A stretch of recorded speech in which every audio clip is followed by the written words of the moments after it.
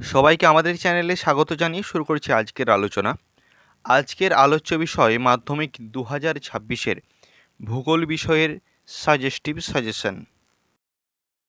আমাদের মাধ্যমিকের ভূগোল বিষয়ের ক্ষেত্রে বড় প্রশ্ন সাধারণত দুটো বিভাগে পড়ে।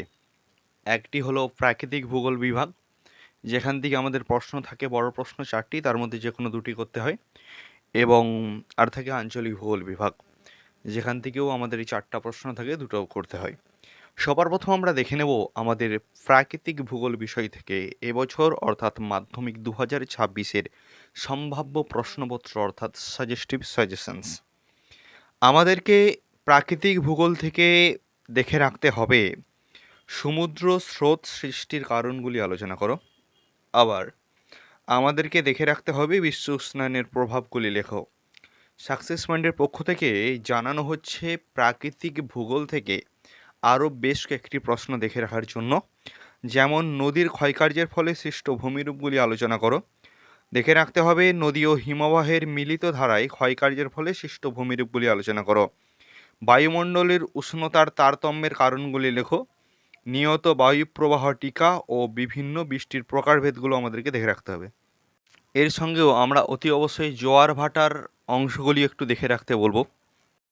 এবার আমরা দেখব আঞ্চলিক ভূগোল থেকে মাধ্যমিক 2026-এর জন্য সাকসেস পয়েন্টের পক্ষ থেকে দেওয়া সম্ভাব্য সাজেস্টিভ সাজেশন। আমাদেরকে আঞ্চলিক ভূগোল থেকে দেখে রাখতে হবে পূর্ব ভারতে লৌহ ইস্পাত শিল্পের কেন্দ্রীভবনের কারণগুলি আলোচনা করো। দেখে রাখতে হবে ভারতের অসম জনবন্টনের কারণগুলি লেখো। এই প্রশ্নটা এই বছরের জন্য খুব খুব ইম্পর্টেন্ট। এছাড়াও দেখে রাখতে হবে চা অথবা কফি চাষের অনুকূল ভৌগোলিক পরিবেশ, যদিও আমরা গম চাষ এবং ধান চাষটা একটু দেখে রাখতে বলবো, ধান চাষটাই মেনলি একটু দেখে রাখতে বলবো, তবে চা ও কফি চাষ থেকেই এবছর আসার সম্ভাবনাটা বেশি। উত্তর ও দক্ষিণ ভারতের নদ নদীগুলোর পার্থক্যগুলি আলোচনা করো। আমাদেরকে দেখে রাখতে হবে ভারতের ভূমিরূপ চ্যাপ্টার থেকে বা ভারতবর্ষের ভূপ্রকৃতি চ্যাপ্টার থেকে পশ্চিম হিমালয়ের শ্রেণী বিভাগগুলি আলোচনা করো।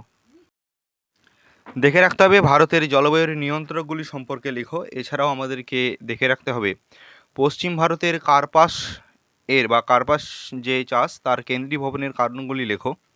ভারতের জলবায়ুতে মৌসুমী বায়ুর প্রভাব আলোচনা করো। শহর ও নগর গড়ে ওঠার কারণ দেখে রাখতে হবে পশ্চিম ভারতে পেট্রো রসায়ন শিল্পের কেন্দ্রীভবনের কারণগুলি লেখো। আশা রাখছি এইগুলো তোমরা যদি ভালোভাবে দেখে যাও, তোমরা এর মধ্য থেকেই তোমাদের বড় প্রশ্নগুলি খুব সহজেই কমন পেতে পারবে।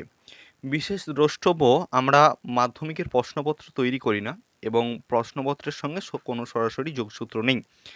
বিগত বছরগুলির অভিজ্ঞতা থেকে তৈরি করা হয় সম্ভাব্য প্রশ্নপত্রের তালিকা। সর্বোপরি ছাত্রছাত্রীদের নিজস্ব নিরলস অধ্যাবসায়, প্রচেষ্টা এবং পাঠ্যপুস্তক অনুশীলনী সৎ উপায়ে তাদের সাফল্য এনে দিতে পারে। সমস্ত ছাত্রছাত্রীদের মাধ্যমিক 2026-এর জন্য আন্তরিক প্রীতি, শুভেচ্ছা ও অভিনন্দন। তোমাদের পরীক্ষা অনেক অনেক ভালো হোক, এই শুভকামনা রইল এই সাকসেস পয়েন্টের পক্ষ থেকে। ভিডিওটি ভালো লাগলে অতি অবশ্যই একটি করে লাইক দিয়ে যেও, কারণ তোমাদের একটা লাইক আমাদেরকে অনেক অনেক সাপোর্ট করে।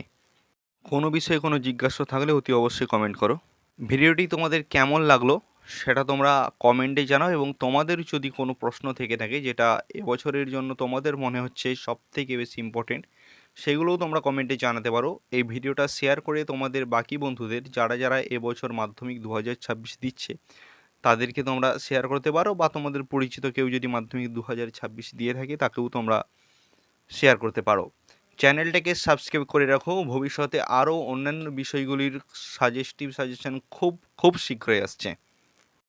দেখা হচ্ছে আরও অন্য এক পর্বে। ততক্ষণ সুস্থ থেকো, ভালো থেকো, নিজেরও নিজের পরিবারের খেয়াল রেখো, খুব খুব ভালো করে পড়াশোনা চালিয়ে যাও এবং অনেক অনেক ভালো হোক তোমাদের মাধ্যমিক পরীক্ষা। আমাদের সঙ্গে থেকো। ধন্যবাদ।